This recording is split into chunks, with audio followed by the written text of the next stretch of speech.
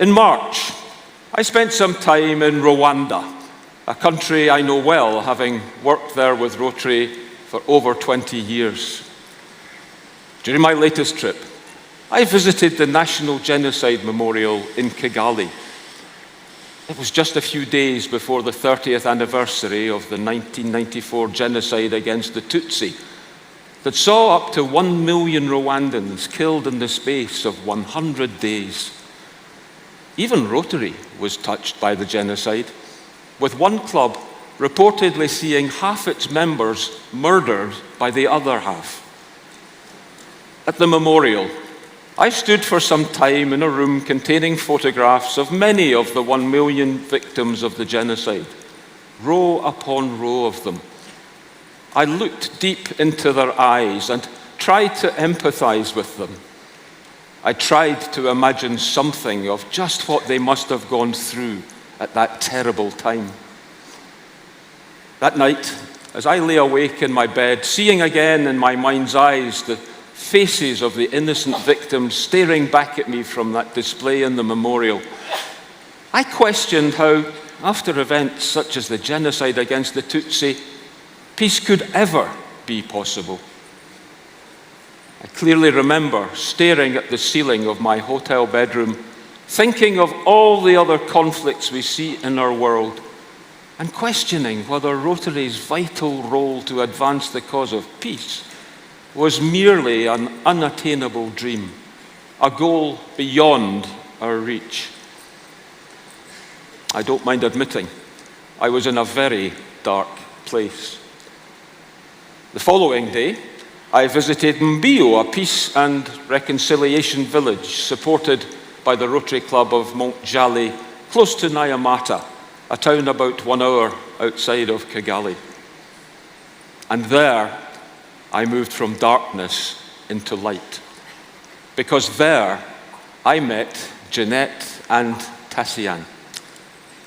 Jeanette, at the age of 16, had been caught up in the terrible events of April 1994, and she told me, as we sat together in her modest but immaculate home, how she had watched as her entire family was massacred in the most brutal fashion, their bodies being thrown into the ditch like so many pieces of discarded trash. She had to go into hiding for 3 months to escape being a victim herself, living in the most unimaginable conditions. Tassian, then in his 20s, had been a member of the Interahamwe, the militia force that carried out the genocide killings. He told me, with tears in his eyes, how, armed with only a machete, he had lost count of just how many people he had killed during the 100 days of the genocide. But all he could tell me for certain was that it was a great many. It's 30 years on from the genocide. Rwanda has undergone a reconciliation process that has involved a traditional community court scheme, the Gacaca system. This has provided a means for victims to learn the truth about the death of their family members and their relatives. In addition, this process has given perpetrators the opportunity to confess their crimes, to show remorse, and to ask for forgiveness in front of their community.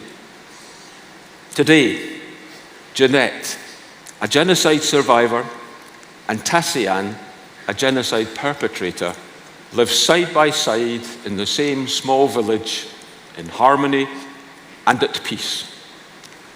They have not forgotten the terrible events of 30 years ago, but they, along with countless others, have set aside the past in a desire to live in peace and in love, to ensure that never again will Rwanda have to endure the pain and suffering it did in those dark days. These two brave Rwandans have proved to me that our vital role to advance the cause of peace is not an unattainable dream, but it is a goal well within our reach. If ever you need proof that peace truly is possible, that people can put aside history and grievance and personal pain, please think of Jeanette and Tassian.